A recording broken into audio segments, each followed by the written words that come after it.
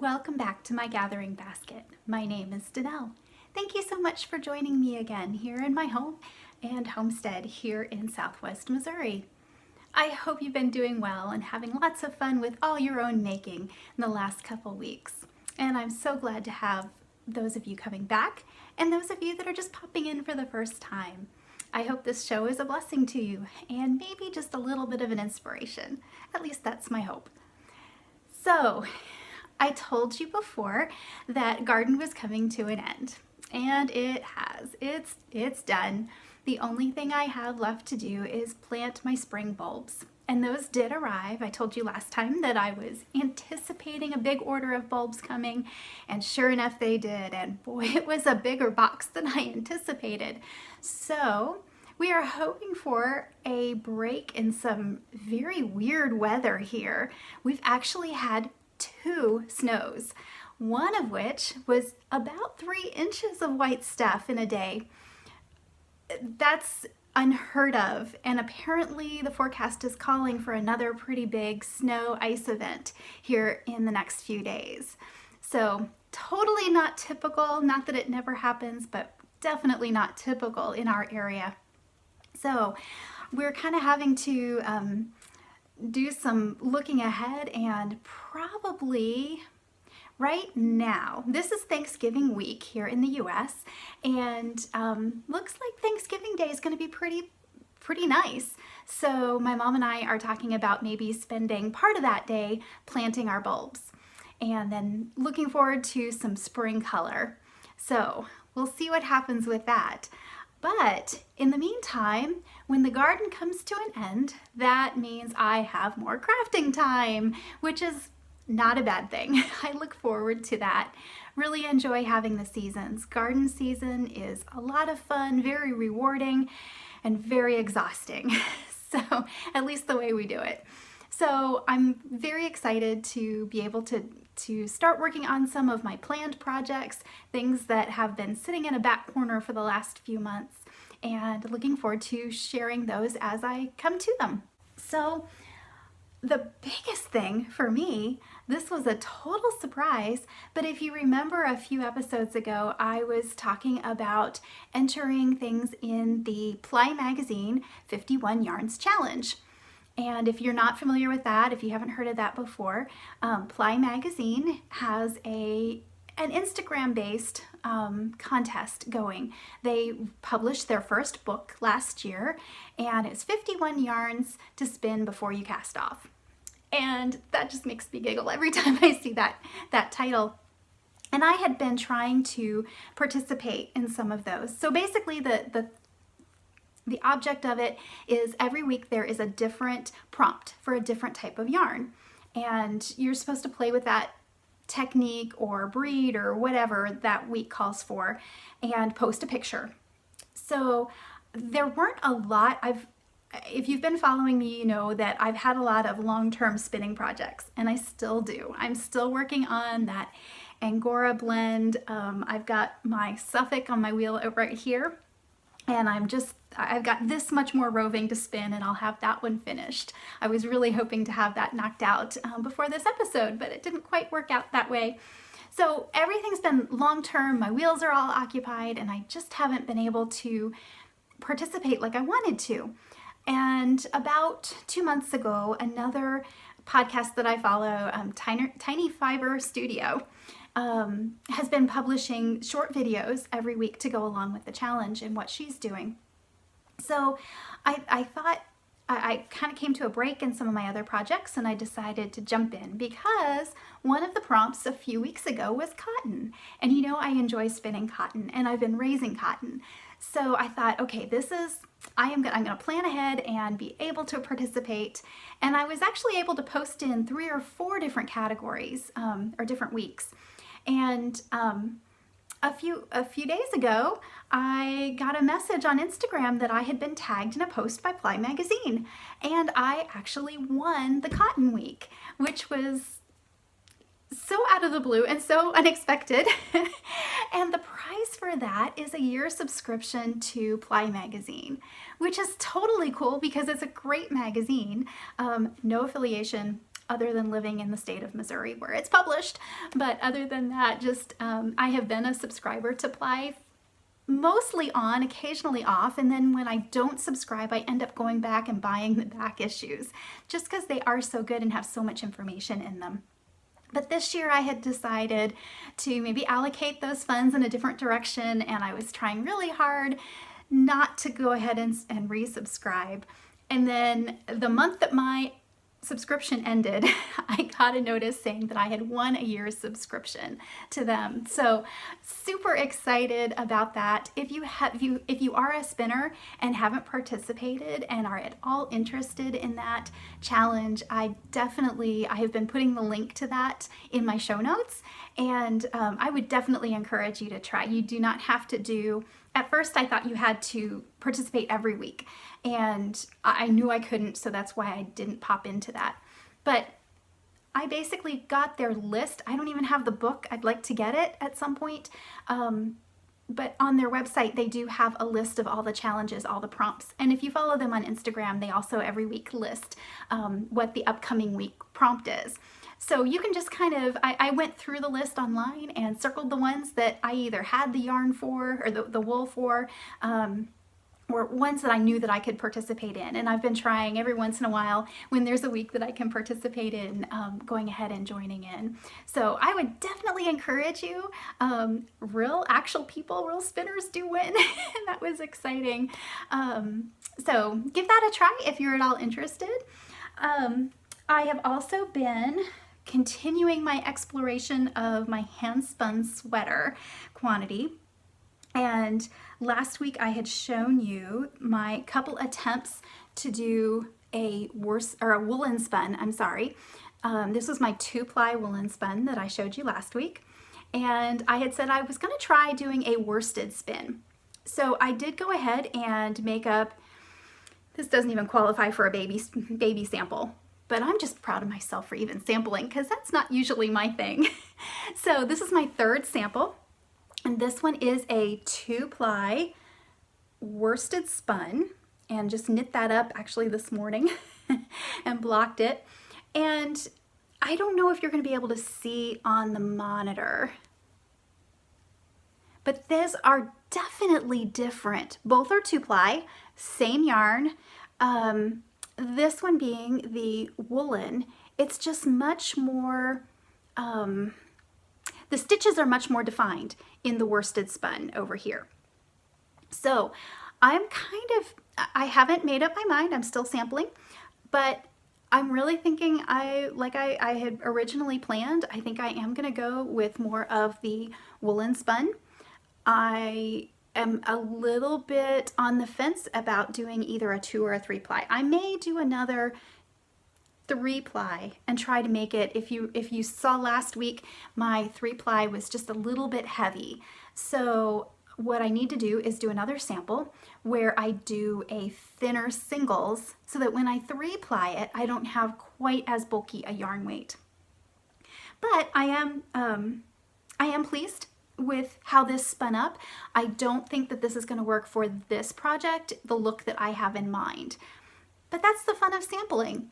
So I'm hoping I'd like to be a good girl spinner and think that I will go ahead and make up sample cards and put some of the knit sample and the plied sample and all of that together and but honestly, I'm doing pretty good just getting it on the podcast. Like I said, I'm not usually a big sampler, so the fact that I'm just getting samples, but it is really rewarding. And if you're like me and not usually a sample spinner, this encourages me to do more of it.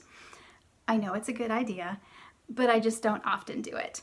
So seeing that there really was such a difference between the worsted and woolen is kind of rewarding in that I know that it's worth the work to do the sampling. So I'm getting a little bit closer. I also brought in my drum carder, and I think I'm gonna go ahead and this is just, it's blending fine at the wheel. I don't have the samples here with me, but if you can see the color in that, there we go. So it's blending. I'm actually using 2 different wools, 2 different colors, and blending them at the wheel. So I'm holding 2 rovings together side by side and feeding off of both of them as I spin. And it's working fine. They're blending okay, but I'm finding that it's putting a lot of stress on my hands as I spin. And I'm spending a lot of time trying to make sure that I'm getting equally from both roll eggs as I go from both rovings to try to blend that color. So I went ahead and brought in my drum carder. I have an Ashford, their basic drum carder. And I think I'm gonna go ahead and try just very loosely carding those 2 colors together so I have more blending into one roving, and I can spin just, I think it's gonna be worth the extra work on the front end to have an easier spin in the end. So I'm gonna try another sample of that. I may go ahead and use my blended sample to make another 3-ply. At least that's my thought at this point. The other spinning that I have been working on really, and this is ongoing, this has been going for 2 years. I've been making a mitered square pillow.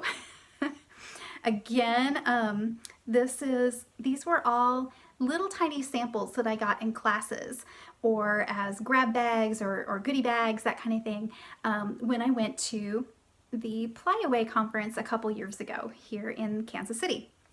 So I had all these little tiny samples, and I think I've told you this before, but little tiny samples, like just little tiny bags with a little tiny piece of different fibers from different vendors that were at the market. And I didn't know what to do with them, but then I got a new Turkish spindle and started spinning these up just to try practicing on that spindle. And again, I just had when I was done, little tiny gumballs of yarn that I was able to get from that little sample bag. And the mitered square blanket, you know, was a big craze, still is. And I knew I would never make one of those, but I wanted something I could do with all those little tiny samples. So I went ahead and started what I figured I'd make a little throw pillow. So I got this, if I can get it folded up here, sorry. I got this sample, which was from a bat, and had a lot of sparkle and a lot of different, so it's a very highly textured yarn when you feel it, almost to the point of being almost rough. It's also just a little bit heavier yarn than I've spun in some of the other squares. But that's part of the challenge of working with all different types of samples. Each one is going to make, just even spun the same way, different types of wool, different types of preparations of that wool are going to make for a different yarn. And I just find that endlessly confusing and endlessly fascinating at the same time. So I got this one actually knit up this morning because I was highly embarrassed that I hadn't even touched this since I talked about it like 3 or 4 episodes ago or whenever that was. So I only have 3 more squares and my little pillow top will be finished. The hardest part for me on this whole thing is picking it up. So when I finished that square down here, I went to the opposite corner and went ahead and picked up those stitches. I am using a size 2 needle. I believe this is a Haya. And so I went ahead and picked up the stitches for my next block. And I have the wool for that on my Turkish spindle. I just have a couple yards spun so far, but it really doesn't take too long to do once I have it in my hands and ready to do. When I get started, I don't want to put it down. But when I put it down, it's hard to get me back started again. Do you ever have problems like that? So that's pretty much it on my hand spun right now. Knitting wise, did this. I'm also, I think I had alluded to last time that I had started a new pair of socks. For some reason, I have a pair of Croy socks, mostly on the go most of the time. And I'm finding, especially with the colder weather, that these are just so nice to have under boots and when I run out to do chores. So, and they wash so well, and I don't have to worry about them getting in the dryer. Although today, I told you about our 2 snows and 1 upcoming, and it has been below freezing a good part of the last 2 weeks, which is unseasonable here. And sometimes like not getting out of the 20s. So yesterday, 2 days ago, we got almost up to 70 degrees. Like we went from 30, and of course this is all Fahrenheit, 30 degrees to 70 the next day, and then back down to 30 with spitting snow and freezing rain. And then today we're back up almost 60 degrees. So I have wash hanging on the line right now to dry, and that's exciting for me.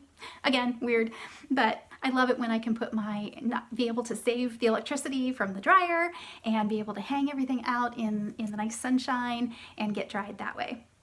So today I haven't needed my heavy wool socks, but I have this pair of Croy, and this one is the Singin' the Blues Stripes colorway. So I am all the way down. I've got typically I do the Vanilla is the New Black heel. I've showed that many times. This time I went back to the underheel gusset, and it has a lot of different names. Riverbed gusset, there's a single and a double version. This one is the double, and I haven't followed these particular instructions before, but this is a free tutorial that you can get on Ravelry. It's by Christy Payne, or also known as Turtle Girl 76. And this is just her double basic sock with double gusset heel. Very good instructions, huge size range, huge gauge range on this. So you can do anything from like a worsted weight sock house slipper kind of thing down to really fine sock yarn. So very good little tutorial. I hadn't, like I said, followed this particular set of instructions. I just couldn't lay my hands on the ones that I had used before. And I'm using a cuff down. There is also a toe up version, but it has, and I did if you can see the blockers here, I did an Eye of Partridge heel, heel flap, sorry. And then, and I don't know if you'll be able to pick this up. I need to figure out a better way to do this. But on the heel, so you have your heel decreases. Let's try this.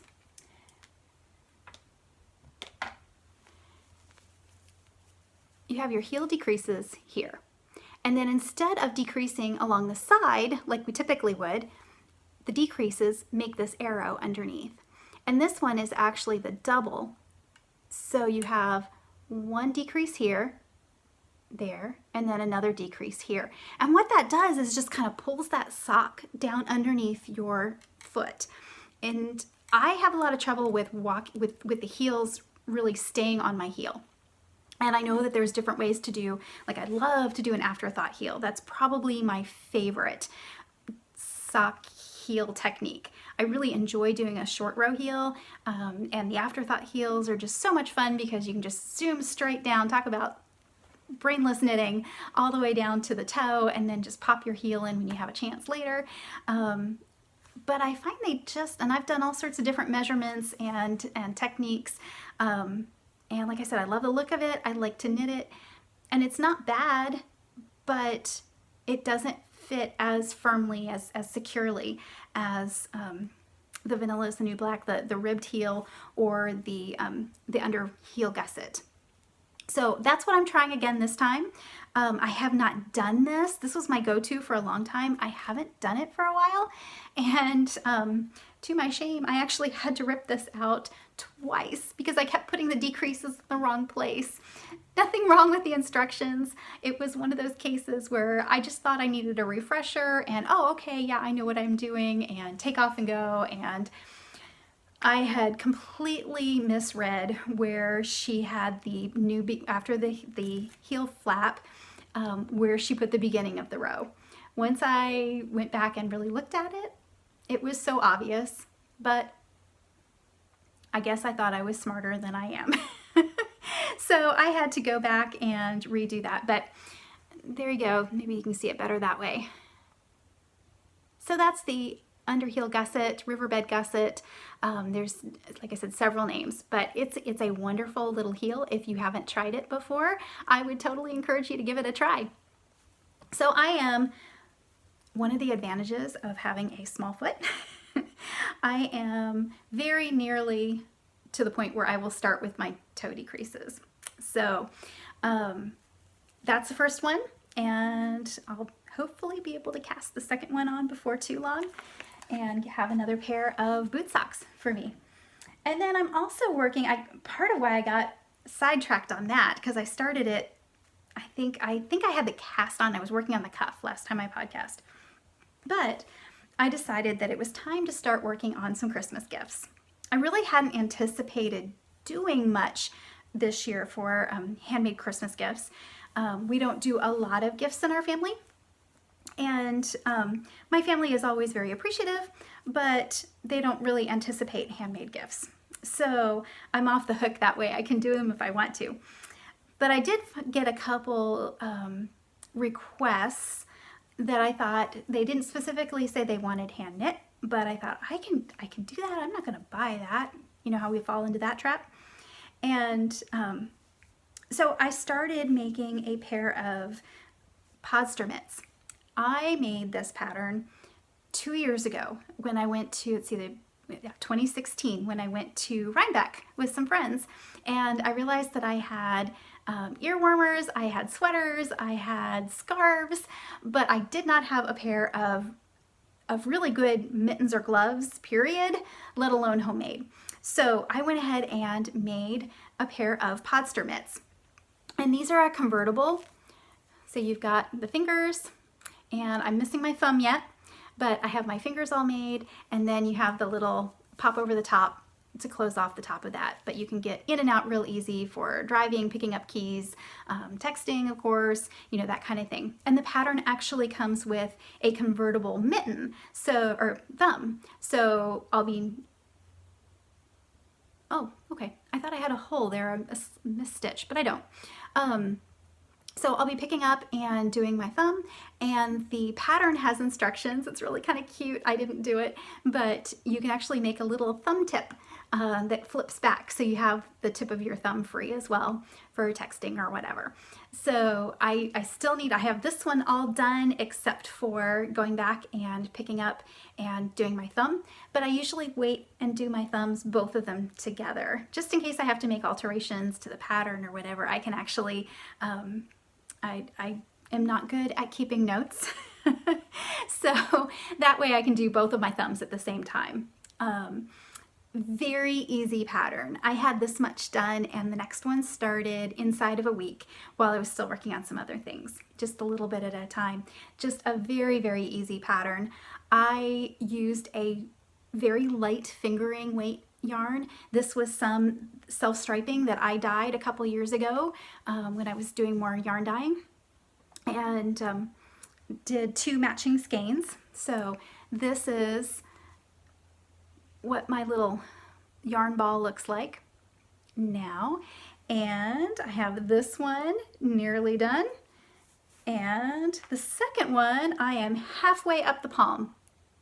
So there's my little gusset starting for the thumb for the next hand. And this one won't take very long. Honestly, the hardest part, or the longest part, not hard, but the longest part is doing the cuff, that 1x1 twisted rib. But it really does snug up really nicely against your hand, so it's worth the time. But those will be some gift knitting, and because I started to say, this is a common base for hand dyers, and it's a very, very light fingering. So I actually had to do a lot of monkeying with the gauge on this, and the number of rows, and so I will link to the pattern for this on Ravelry. It is a free one. The other pair that I made was some yarn that I had hand spun at a mill from some fleeces I had picked out, and it was a fingering weight, but definitely almost verging on a sport, to be honest. So I was able to make a small size. This one I actually used the large hand size numbers, messed with the number of repeats that I did, and I'm making a lot of alterations to it. So I will link to the pattern. Just know that to get this size, and I have a fairly small hand, and she does as well, so I did have to do a lot of modifications just to meet my gauge and get a fabric that I thought was going to be nice and warm and cozy. So that is the podster mitts. And again, really fun pattern, well written, and so quick and easy. I always thought that doing gloves or mittens, either one, was so fiddly and just took forever. And I have really enjoyed becoming more of a mitten and glove knitter. So I've got several more pairs. I think I'm going to I have some more modifications in my head, and I think I'm going to, when I get done with gift knitting, maybe in the new year, I want to try doing some different patterns with these mittens. And then I've got some color work mittens that I want to get done too. So man, I've already gotten so many, I've got such a list for 2019 in my head already. Is anybody else starting to make their wish list for 2019 knitting plans? So that's the new projects that I don't think I showed you last time. And then I am still working on my Ann sweater. This one kind of got put on the back burner just a little bit so that I could get those mitts well on their way. But I am working, I'll just show you this real quick. I am that far down. See, there's the arm. So that's where I got to. I think I was somewhere around here-ish last time. I actually have another 10 inches of back and forth stockinette to do before I get to the bind off to the hem on this.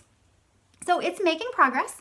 I have just finished up 2 balls or 2 skeins of this yarn, and this morning I got the 3rd skein all wound up into a ball, and I am ready to go on that. I believe, I'm still waiting to hear, we are supposed to have a knitting group at my house tonight. We got the normal winter, people not feeling well and schedules getting busy, so I'm not sure how many of us there will be tonight. But that will be on my list of things to do if we have knitting group. So I think that's, oh, and then there's one other project. I stuck it back here. This is in a bag. I don't show the bags too often because most of the time they're not in bags. I'm not that organized. They're usually all of them sitting in my gathering basket. You can see all the different, these are projects I'm working on, my needles, and several that are kind of, I usually have, like I've got one whole bag that's full of my dishcloth cotton, so I can pick those up real easy. Here's my new ball, next ball to work on my Ann sweater, and then, yeah, just odds and ends and notions. And so there is, if you wondered what my gathering basket looks like, there's one of them. But this is a bag that I made a few years ago. I do from time to time put together bags, and this is my Thanksgiving bag. So we've got the apple cider and turkeys, and so just a fun little Thanksgiving bag. And in this, the other day, I just kind of, you have those days where you just need something new, something bright and shiny and something cheery. And I decided that was one of those days, and I needed a different project. I think everything else was kind of at a point where I really needed to think about it, and I just needed something that I could cast on. And I didn't have any projects easy, simple enough that I could pop them in my purse, and I needed something like that. So a few episodes ago, I showed you this amazing chicken rooster sock blank that a friend had given me. This is from Victoria House Fibers. There's her card. And I have been saving this for a special cast on. I was planning to do socks, and I think they would make really cute socks. But I have several sock projects on the go, and several more that I'm wanting to get started. But what I didn't have when we had that crazy overnight cold snap and snowstorm, I realized when I went out to take care of my chickens that I did not have any kind of cowl. And chore coats, my outdoor garden chore coat is one of those real heavy insulated coats, but the zipper goes up to here. And then you have a hood, but right here is all open. And I freeze. I am so cold-natured anyway. And so the cowl that I used to have got a hole in it last year, and I just hadn't replaced it. So I decided that what I really needed was a cowl. And so I pulled out this sock blank and decided to cast on the sock head cowl. And I'll put all the links to all these patterns below with the designers' names and everything. Again, this is a free pattern, and I haven't gotten very far. I sat down that night and got the cast on and got the ribbing started. So I'm just working. This is a little clover. I believe it's a size 2. Yeah. US 2 or 2.75 millimeter. So I got this started, and I'm not very far, but it was the perfect, exactly the kind of knitting that I needed at the time. It fits. I can roll up the sock blank and stick it in my purse. So it was perfect, and I am really liking that speckle. And so far I'm just at the blue and the little black from the chicken wire. And I think it's going to be so pretty when it comes. And I don't know if the plan was to put this in my chore coat pocket and use this so when I go out and take care of the chickens and that kind of thing, take compost out to the compost pile, I'll have something to keep my neck warm. However, I'm thinking I'm going to like this enough that it may go with my good coat instead, and I may have to pull out some other hand spun or something chunky that's not quite as special to me and make a cowl that I can use when I go out and do chores. So that's my knitting projects right now, and then there's a couple that are in hibernation, not time out necessarily, but just ones that I've got a couple pairs of socks that I just haven't touched for a while, and eventually I'll get back to them. But that's about as many projects as I like to have going at a time. I really like to get started and be able to finish in a timely manner before I lose interest. So that's what I've got right now. And there are so many Christmas, winter knit-alongs going on right now that I really want to jump into. But I know I need to get some of this done first. So hopefully now that I can stay inside a little bit more, I'll make faster progress on those. One thing that, okay, going back history, my grandmother was a quilter, and I didn't know that for years because she and my grandfather had, they were sharecroppers, and they had properties, fields all over the county basically that they would farm for people. And my grandmother we used to joke that they wore the same coveralls, and grandma drove the tractor just as much as grandpa did, and there was really nothing that was, they both worked together very well. And during the summer, you know, from spring through fall, they were out working, and grandma would be in the garden when they got in from the field. She had a reputation among the neighbors that she gardened by the yard light and she often would, because she had 3 times the amount of garden that we do. And I can't imagine how she took care of it all. But in the winter, when they didn't have that, she brought out her, in fact, where I'm sitting right now was where she would have her quilting frame. So she would piece a quilt, and she'd usually be piecing a quilt, from what I was told. She would be piecing a quilt, putting all the pieces together, and then she would have one in the frame that she was actually doing the hand quilting on. And so she could kind of take turns, and during the day she would have good natural light coming in and from the windows here, and so she could sit at the frame and work on the hand quilting part, and then at night she would do her piecing on her lap in her chair with a lamp. So she usually did 1 quilt a winter. She did everything by hand, and that is my preferred, although I've kind of gotten into more of machine piecing and quilting. And I have learned that it's very much like, and maybe I've said this before, but it's very much like this kind of knitting with sticks versus knitting on a machine, like machine knitting or circular sock machine, which I've done all of those. And they're very different crafts. They have you can't tell from somebody's sock usually if they were hand knit or done on a machine. I know there's a lot of strong feelings, and really in my head I have come to the point of they're just 2 different crafts, and I don't tend to compare them. I enjoy both of them. I enjoy hand piecing a lot, and I also enjoy using slightly different techniques and being able to do different kinds of patterns that are easier to do on a machine than by hand. Some of the folded quilts and there's a lot of layered techniques that honestly, if I had to hand sew over 4 or 5 layers of fabric, I can do it. I have done it, but it's not a lot of fun where I can do it on the machine.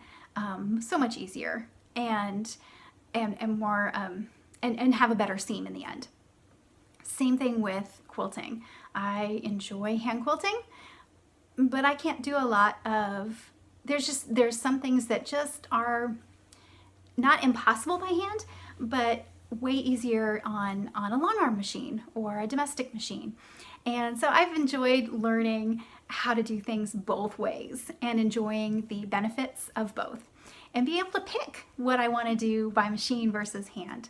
So long tangent, I'm not sure if any of that made sense, but I've been enjoying doing a little bit more quilting. So I have this one behind me that is the pattern is called the Water Lily quilt, and there's the pattern. This is a fun little design company called Purple Pineapple Studio. And basically, this is the pattern. It comes on, I'm not going to flip it over because that is the entire pattern on the back of a card, which is fun. They're very simple. There's a whole line of these, and there's several companies that do the same. We call them, at the shop I work at, we call them postcard patterns.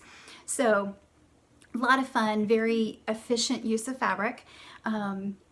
This one, I believe, was 6, did I use like 8 colors, I think, on this? And this is also going to be for a gift.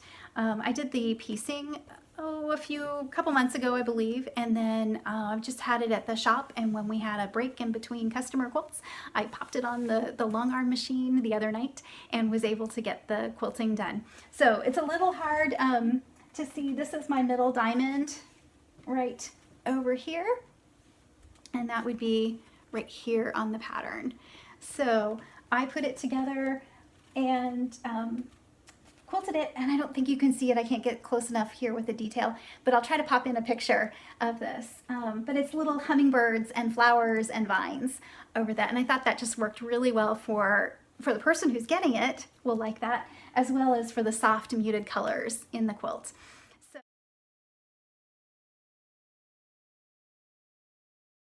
that was my water lily quilt, and I just need to get it trimmed up and put the binding on it. I'm hoping maybe I can start working on that tonight, and I'll definitely have that ready in time for Christmas.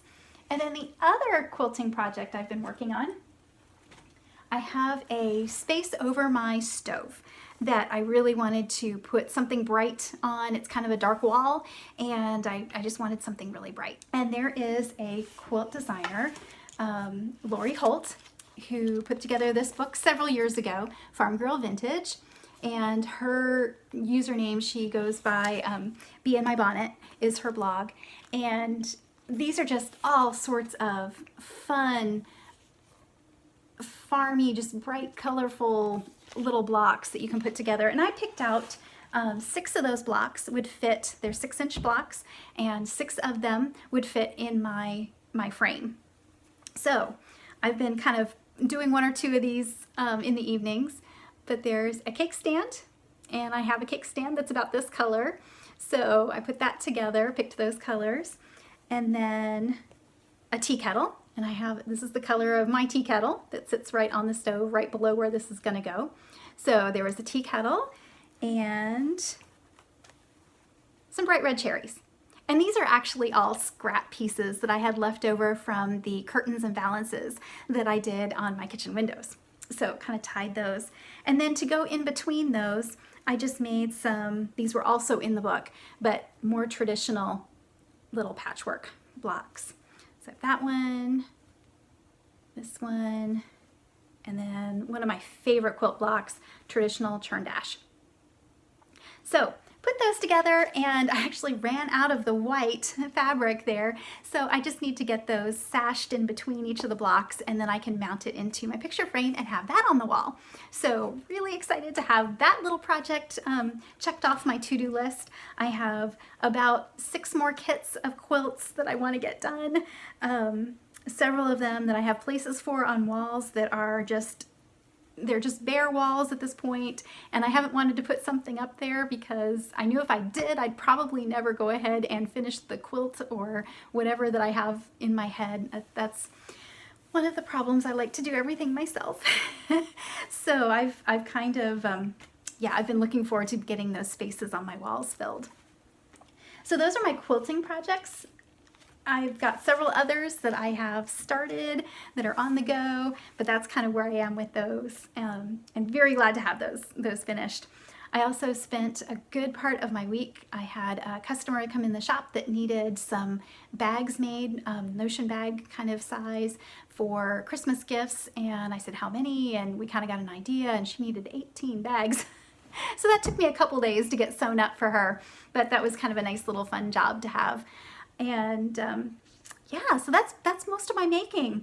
Homestead wise, I am at the point now with my homemade vanilla that I am starting to bottle that up and give that to some friends.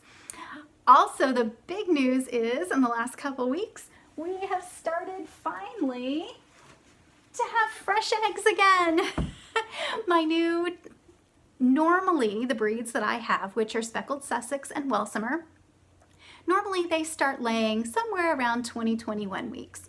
These guys were 25-26 weeks before we got a single egg. We were starting to discuss like noodle soup in front of them, and we finally started getting some eggs. So this is nice little light brown egg. This comes from the speckled Sussex, and then these are fun. These are the Welsomer eggs. And that's part of why I like them. They're a cute little chicken. They are fantastic layers, and they have these dark chocolate eggs. So if you see the two side by side, you can see the color difference. These are small eggs. They are pullet eggs. That's what we call the very first eggs that come, and they will start getting larger in size. These both are actually, the speckled Sussex especially, the full-size eggs. When they get up to laying, those will be at least half again as big as this. So they're a really nice big egg. But these little guys, you know, if you want to, you about have to use 2 of them for a regular size egg. So glad to finally start having our own eggs again. It's been a while.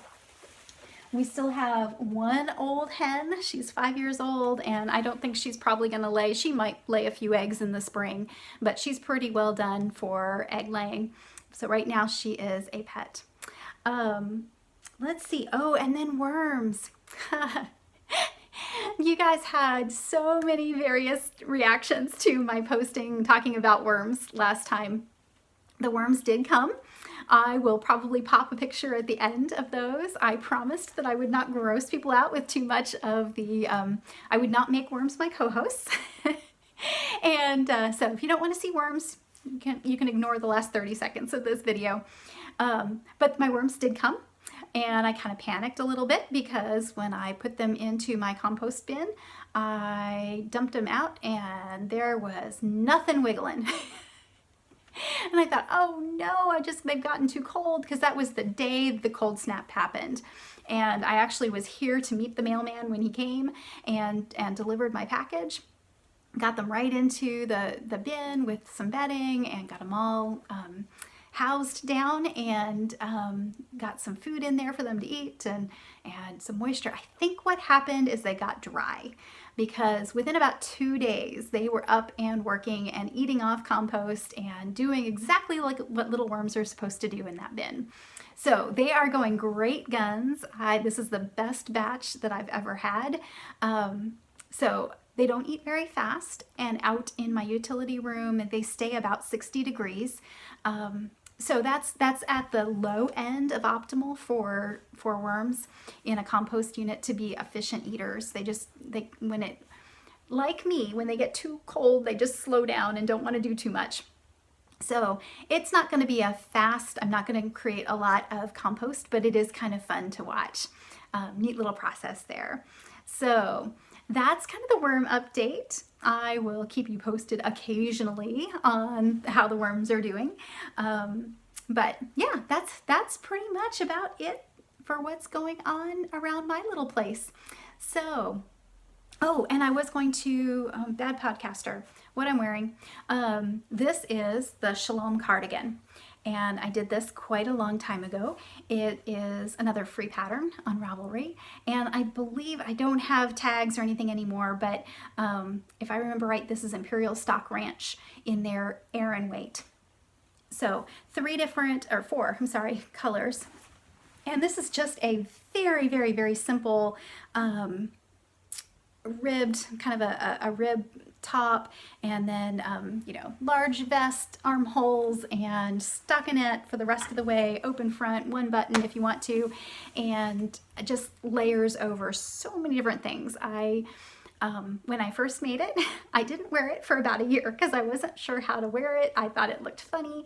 And then one day I had a gray shirt and I had nothing. I didn't have something I wanted to wear on the top, and needed something a little bit warmer. So I just threw it on, and I think I wore it to church that day and got compliments. I thought, okay, I guess this doesn't look too bad. And I have enjoyed wearing it ever since. A lot of fun. I may even make another one in a different color combination at some point. So if you need a very simple but warm, cozy vest, it's a pattern I would definitely recommend. And I'll try to put a link for that pattern also below. So thank you so much. I hope you have a wonderful week. I hope that if you are in the US, that you enjoy your Thanksgiving. I am definitely thankful that I have so many fun viewers. I've had a great time doing this, and I appreciate your patience and your time watching, and the fun comments that I get always make my day. So thank you for allowing me into your home and into your crafting time. I hope that you have a wonderful couple weeks. I will be back. Oh my goodness, that'll be December already, the next time that I see you. So until then, I hope you have a wonderful gathering baskets overflowing with blessings. Thanks for stopping in.